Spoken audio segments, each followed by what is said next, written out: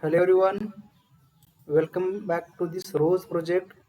Myself Chopri and B, and today we are going to discuss about our fifth and last lecture of this biotechnology topic. So in this topic, the last point is a transgenic animal. The many transgenic animals such as mice, rat, rabbit, pig, sheep, cows, fowls, fish have been produced through the recombinant DNA technology.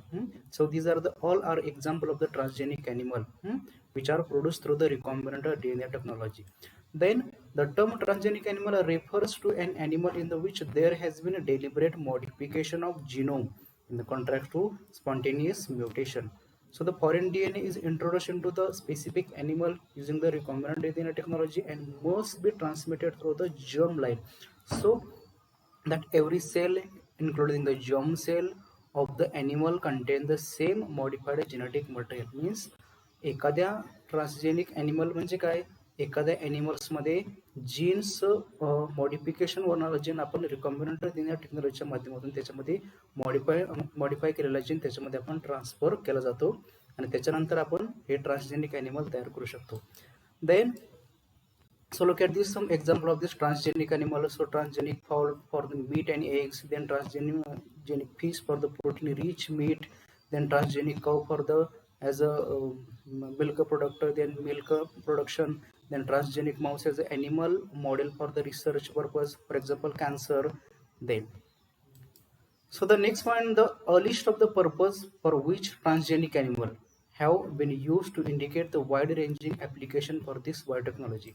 So the first purpose, that is in the medical research, transgenic animal are used to identify the function of the specific factor is a complex homeostatic system through the over or under expression of a modified gene, means the inserted transgenic.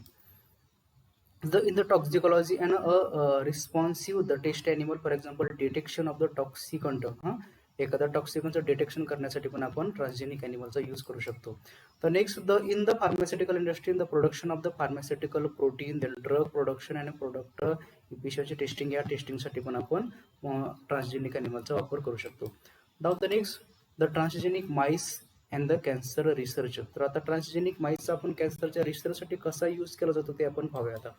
So through the laboratory investigation with the transgenic mice, which is a modify using the particular oncogene means the cancer causing gene, and thus developing a certain type of cancer. Question concerning the relationship between the oncogenes and cancer developing could be answered. Means काय, so cancer gene म्हणजे transgenic माईसचा वापर आपण त्या कॅन्सरच्या ट्रीटमेंटसाठी किंवा कॅन्सरवर जो research होतो, कॅन्सरवर जे काही वॅक्सिन्स वगैरे, जे काही टॅब्लेट्स वगैरे, जे काही आपण मेडिसिन तयार करतो त्याच्या रिसर्चसाठी म्हणजे ॲज अ एक्सपेरिमेंटल ॲनिमल म्हणून त्या ठिकाणी ट्रान्सजेनिक माईसचा वापर केला जातो. Okay. So now the next, the transgenic farm animal. So there are different types of transgenic farm animal. With the advanced technology, the intention of the researchers to produce the transgenic farm animal from the we can derive the greater benefit. Farm ॲनिमलच्या मधून आपण जास्तीत जास्त आपण benefit फायदे मिळवू शकतो. So the many of the farm animal are improve for their meat production ability, then while the some of them are improved for milk yield and quality and the disease free status. म्हणजे transgenic farm ॲनिमलच्या माध्यमातून आपण for example मीटचं production increase करू शकतो, then मिल्कची then milk, okay, मिल्कची quality quantity दोन्ही पण आपण त्याचे इन्क्रीज करू शकतो. Okay. Then the main objective for the improved animal breeding programs coupled with his new technology of a gene transfer are given as a follow. Okay, clear? The efficiency of the meat production. So the second one is improve the quality of meat, then the milk quality and quantity, then the egg production, then the wool quality and the quantity, and last is the disease resistance in animal. So एवढ्या सगळ्या quality आपण त्या transgenic farm ॲनिमलच्या माध्यमातून मिळवू शकतो, किंवा आपण बायोटेक्नॉलॉजीच्या माध्यमातून एवढ्या सगळ्या क्वालिटी आपण मिळवू शकतो किंवा आपल्याला मिळतात. Then the production of the low cost and pharmaceutical and biological. Now the next, the transgenic cattle for the food production. So in this, of the few research report describing the use of the transgenic technique in the cattle, only one is the directed toward the food production application. So the researchers introduced the additional copy of the bovine beta and capsaicin into dairy cattle and they evaluated the effect of the milk production and composition. Means आता transgenic cattle म्हणजे काय, for example आधी एखादी जे काही काऊ असेल तर त्या काऊचा जो काही लॅक्टोज जीन काढून त्याच्यामध्ये मॉडिफिकेशन केलेला जो काही जीन आहे लॅक्टोजवाला, तो जीन जर आपण त्याच्यामध्ये मॉडिफिकेशन करून जर नवीन दुसऱ्या एका कॅटलमध्ये आपण जर आपण इंट्रोड्यूस केला तर तो आधी जे काही आपल्याला 5 लिटर दूध देत होती ती नंतर 8-9 लिटर दूध देऊ लागेल. So this is a transgenic cattle. Okay. The transgenic offspring had an 8 to 20% increase in beta casein and the twofold increase the kappa casein. Okay. Now the look at this. Okay, कशा पद्धतीनं आपण लॅक्टोजेन बाहेर काढून आपण तो एका कॅटलमध्ये insert करून आपण मिल्कचं प्रोडक्शन इन्क्रीज करू शकतो. 20% एवढं मिल्कचं प्रोडक्शन आपण इन्क्रीज करू शकतो for the help of the transgenic कॅटलच्या माध्यमातून. Then the transgenic cattle for human therapeutic production. So the second application of the genetically modified cattle is the production of the human therapeutic proteins.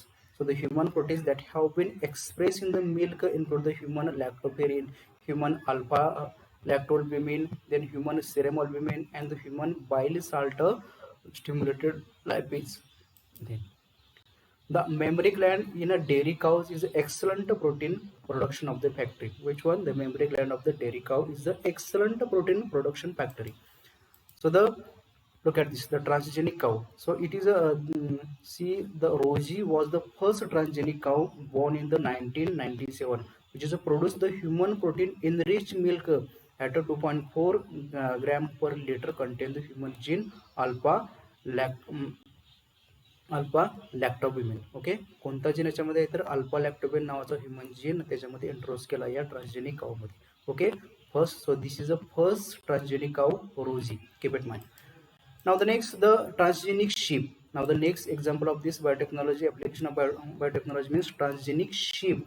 So the gene transfer technology is applied to the sheep to produce the transgenic sheep which are able to achieve the better growth, meat production as well as to serve a bioreactor. म्हणजे transgenic शिपच्या माध्यमातून आपण मीटचं production पण करू शकतो आणि वूलचं म्हणजे लोकरचं पण आपण प्रोडक्शन इन्क्रीज करू शकतो.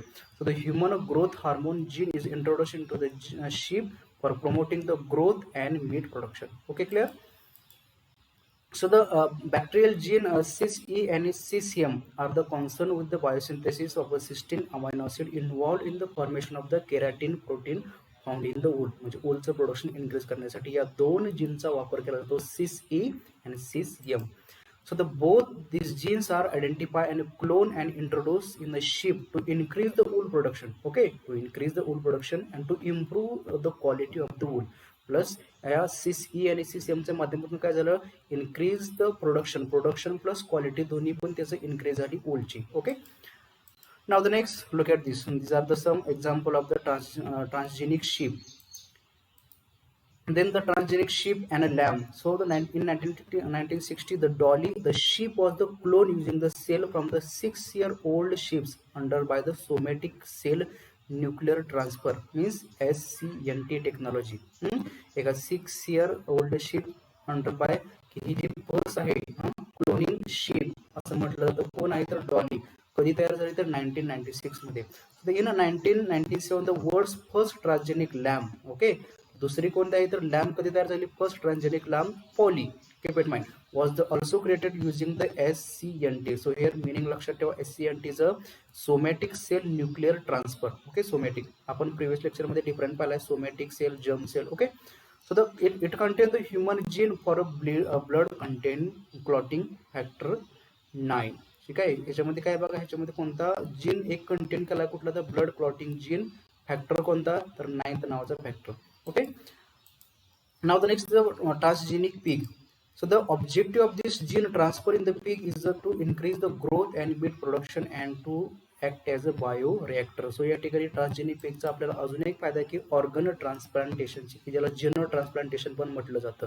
So the pigs are regarded as the most suitable animal to be breed for heart transplantation because a pig's heart is about the same. Means ट्रान्सप्लांटेशनसाठी कसा आहे, कारण जर हार्ट फॉर एक्झाम्पल हार्टचं ट्रान्सप्लांटेशन आपण करू शकतो कारण पिग्स हार्ट आणि ह्युमन हार्ट बऱ्यापैकी मॅच होत असतं. So the same size as a human heart and the pig heart values have been used in the human heart surgery to for over a decade. Then a pig clone is the first step toward the providing the animal organ and a tissue for the human transplantation, that is called as a xenotransplantation. Okay, so the xenotransplantation means, so look at this. So the xenotransplantation means the transplantation of the living cell, tissue and the organ from the one species to the another. Okay, and xenograft means is an organ transplanted from the one species to another. And allotransplantation means the refer to the same species transplant, and the zoonosis means the disease transmission. Okay, so clear about it, the xenotransplantation. Next. So now the next point, that is the transgenic fish. The transgenic fish show the increase the cold tolerance and improve the growth and quantity and the quality of the fish protein, as well as its preservation are the factors affecting the economic value of the fish. So look at this, some example of the transgenic fish, superfish and the glowfish. Okay. Now the next point, the transgenic chicken. So the chicken also carry the express the foreign gene, and so transgenic. This is the transgenic chicken. Methods the infecting embryos with the viral vector carrying, and the transgenic in the transgene. The transfer of the human gene into the rooster sperm, and that produces 0.1 gram to human protein in each egg. In each egg, एका eggs मध्ये.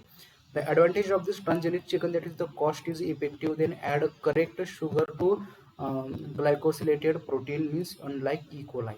Okay, so these are the examples of the transgenic chicken. Now the next one, that is the bioethics, biopiracy and the biopatent. So firstly understand about the bioethics. So what is meant by bioethics? So बघा, biological फील्डमध्ये कसं असतं, काही rules जे काही वेगवेगळ्या जे काही वर्ल्ड वाईड लेवलला जे काही ऑर्गनायझेशन असतात त्या सर्वांनी मिळून काही रूल्स केलेले असतात, ते आणि ते रूल्स जे काही सर्व बायोलॉजिकल सायंटिस्ट आहेत त्यांनी फॉलो करायचे असतात. ओके, मग त्या एखादं समजा एखाद्या सायंटिस्टने जे काही इन्व्हेन्शन केलं असतं ते इन्व्हेन्शन ते जे काही त्याची इन्फॉर्मेशन आहे ती त्याच्यापुरती मर्यादित राहील, किंबहुना त्याचा कोणी मिसयूज करणार नाही, ती त्याच्याच नावे राहील. असे काही जे काही पद्धती असतात मेथड्स असतात त्याला आपण नॉर्मली काय म्हणतो, बायो इथिक्स असं म्हणतो. Okay, so let us discuss about the it deals with the matters related to the socially acceptable moral duty, conduct and judgment. So that it help to regulate the behavior of the community by the some set of the standard. So the in a discriminate use of the biotechnology pose a risk to the environment, health and biodiversity. Means आपण जे काही biotechnology वापर करतो की त्याचा environment असेल किंवा हेल्थवर असेल किंवा बायोडायव्हर्सिटीवर परिणाम होता कामा नये. Okay, so now the next point, that is the effect of the biotechnology on the environment. आता जो आपण जर विचार केला की कोणतीही गोष्ट घेतली तर त्याला दोन बाजू असतात, एक म्हणजे पॉझिटिव्ह आणि निगेटिव्ह. तर अशा पद्धतीने आता let us discuss about the effect of the biotechnology on the environment. कोणकोणते इफेक्ट आता बायोटेक्नॉलॉजी एन्व्हायरमेंटवर होतील. So the first, the herbicide use of the resistance. So आता बघा, प्रत्येकाकडे जर शेती असते मग शेतीसाठी आपण तणनाचा नाश करण्यासाठी तणनाशक म्हणजे हर्बिसाइड्स वगैरे वापरतो. Okay, so the effects of this environmental are the particular concern with regard to the GMO, genetically modified crops and the food production. आपण फूडचं प्रोडक्शन इन्क्रीज करण्यासाठी, ओके, आपलं कष्ट वाचण्यासाठी आपण हर्बिसाइडचा म्हणजे तणनाशकाचा वापर करतो, जेणेकरून आपलं फूडचं प्रोडक्शन इन्क्रीज व्हावं, आपलं कष्ट कमी व्हावं. So on the area of the development involve the adding the ability to produce the pesticide आणि resistance to specific herbicide. Okay, ज्या पिकावर आपण एखादं तणनाशक मारतो ते पीक, म्हणजे फॉर एक्झाम्पल आपण ऊसावर एखादं तणनाशक मारतो, ते ऊस हे जे पीक आहे त्यासाठी रेजिस्टन्स असतात. ओके, त्याला ते रजिस्टर करतं त्या हर्बिसाइडला. पण पिकाच्या आतमध्ये जे काही छोटं छोटं तण असेल, अनवॉन्टेड जे असतील तण, तेच फक्त त्या हर्बिसाइडच्या माध्यमातून किंवा किल झालं, मारलं जातं. So however, the herbicide used could be increased which have a larger negative effect on the surrounding environment. त्याचा साइड बाय साइड काय एन्व्हायरमेंटवर निगेटिव्ह इफेक्ट होतो. जसं पॉझिटिव्ह इफेक्ट काय होतं, जर आपलं प्रोडक्शन होईल, वाढेल, आपलं कष्ट असेल, पण साइड बाय साइड त्याचा निगेटिव्ह इफेक्टवर होतो. पण होतं सराउंडिंग असेल, एन्व्हायरमेंट असेल किंवा बायोडायव्हर्सिटी असेल. Then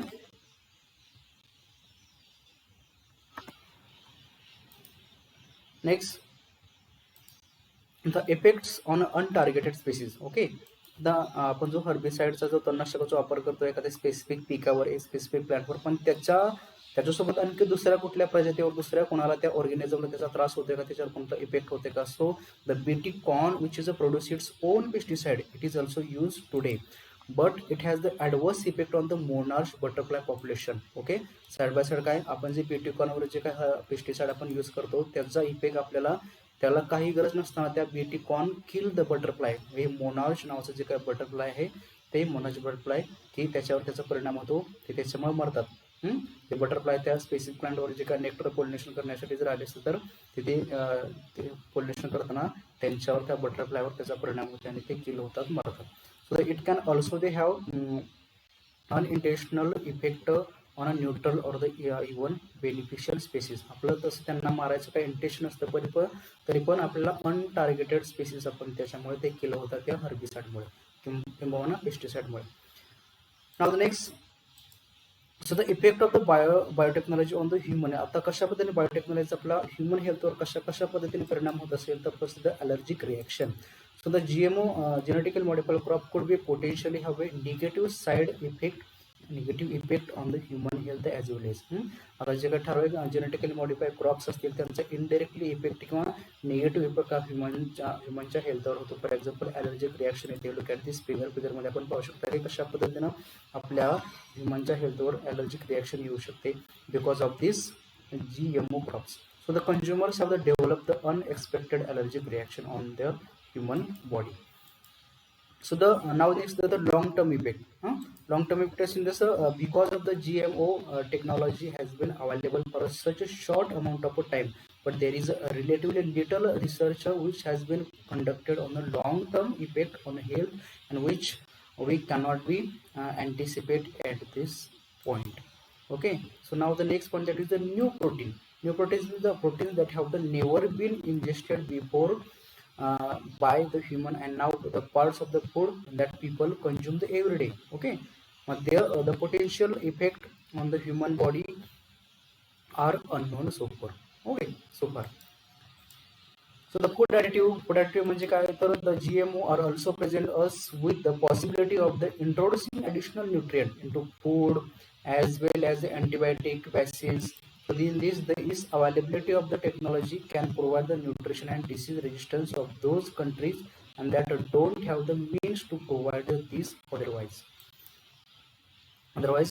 However, there is a possibility to of the creation of antibiotic and vaccine resistance strain of the disease. Okay, थोडक्यात त्या फूड ॲडिटिव्हचा आपल्याला इनडायरेक्टली ह्युमन बॉडीवर परिणाम होतो.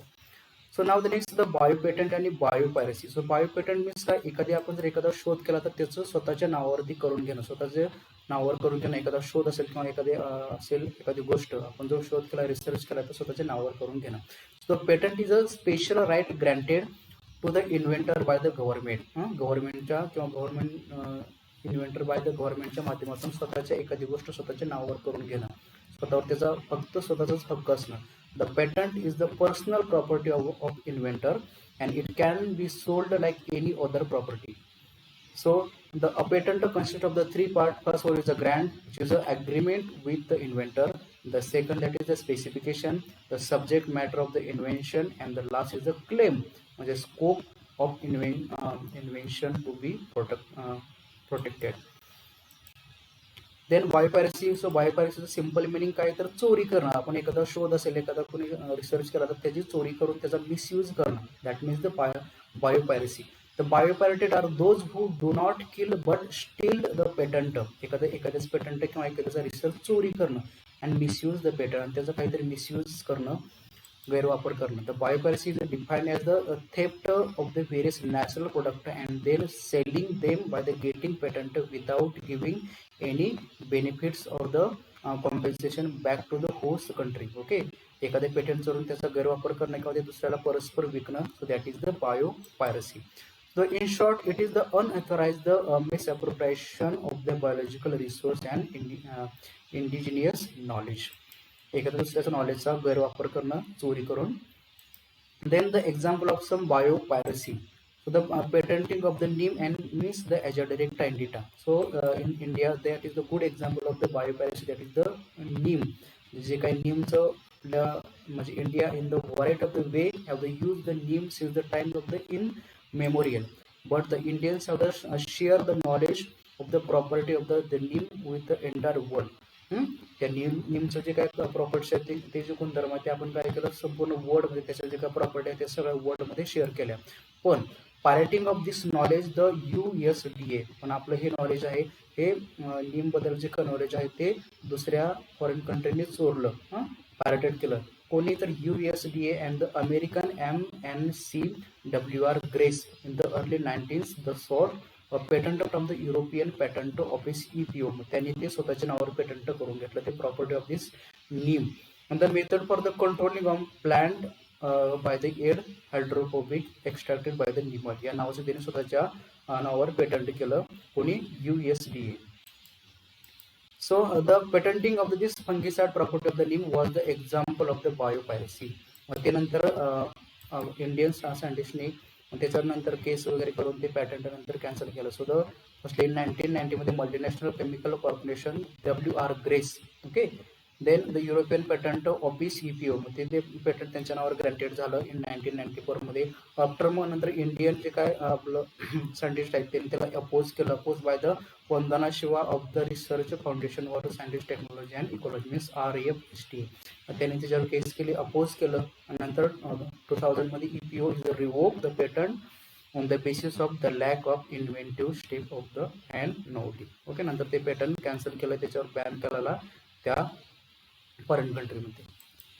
देन नाव the next the another example of the patent of the basmati rice, okay. ज्याप्रमाणे नीमचं example आहे बायोपायरसी, त्याप्रमाणे सेम बासमतीचं पण एक्झाम्पल आहे. बासमतीचं पण पेटंट असं जे का फॉरेन कंट्रीने काय केलं स्वतःच्या नावावर केलं आणि त्याला नाव दिलं टेक्समध्ये, ओके. काय नाव दिलं and having trade name Texmati. Like that, some the patent application was based on the 20 very broad claims on having the invented the seed rice. Okay, due to the people movement against the rice take in the March 2001, the UPSTO rejected all the claim. Okay, त्याप्रमाणे same हे पण patent आपण काय केलं, ज्याप्रमाणे त्यांचा oppose केल्यानंतर त्यांनी ते पेटंट कॅन्सल केलं. The oppose by the government of India and the in 2000 the re-examination and in-depth analysis of application by the high level of the interministerial group. त्यानंतर ते जे पेटंट होते ते patent cancel in the 2000 and the India won the case on the basis of the violation of the GI under the TRIPS. Okay, so there is another example of the Haldi turmeric biopiracy. This is the third example. बघा, ज्याप्रमाणे आधीच्या दोन example आपण पाहिले बायोपॅरेसी, त्यानंतर हे third example आहे बघा हल्दी. ज्याप्रमाणे everyone know the property of the haldi, आपल्याला सगळ्याला माहिती आहे की हळदी किती गुणधर्म आहे. हळदी हे मेडिसिनल प्लांट म्हणून ओळखलं जातं. So the haldi contain the healing property. So the surprisingly they were granted. Okay, look at this the 2 American researchers of इंडियामधलेच 2 रिसर्चर्स जे ओरिजिन कुठे होते इंडियामध्ये, 2 रिसर्चर की फॉरेनला जाऊन शिकत होते. For example university of the Mississippi medical centre put the claim the US patent and trademark office, the maintaining that they had discovered the Haldi's healing property. पण काय झालं, surprisingly they were granted the patent in March 1995 for something you had known for years and our Ayurveda for a century. त्याप्रमाणे same झालं. मग काय झालं, after 1993 the patent application by the university of Mississippi medical centre. Then in 1995 USPTO granted, त्यांनी ते patent हल्दीच्या गुणधर्माचं healing प्रॉपर्टीचं ग्रँट केलं USPTOने.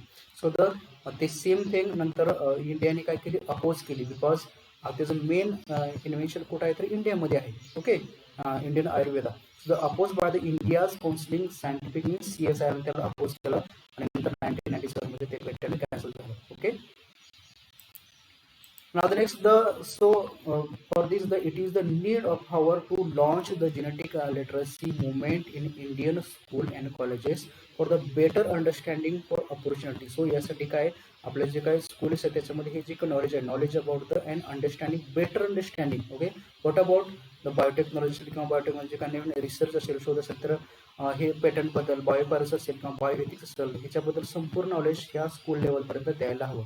So it is the need of the hour to launch genetic literacy movement in Indian school and colleges for better understanding for opportunity and risk related biotechnology, and also to promote the safe and meaningful use of the technology of a modern life science. ठीक आहे. मग कशा पद्धतीने त्याचा use करायला हवा, त्याचे फायदे, त्याचे तोटे, ओके, रिस्क, ऑपॉर्च्युनिटी, अंडरस्टँडिंग, हे सगळं नॉलेज त्या स्कूल लेवलला किंवा कॉलेज लेवलला द्यायला हवं.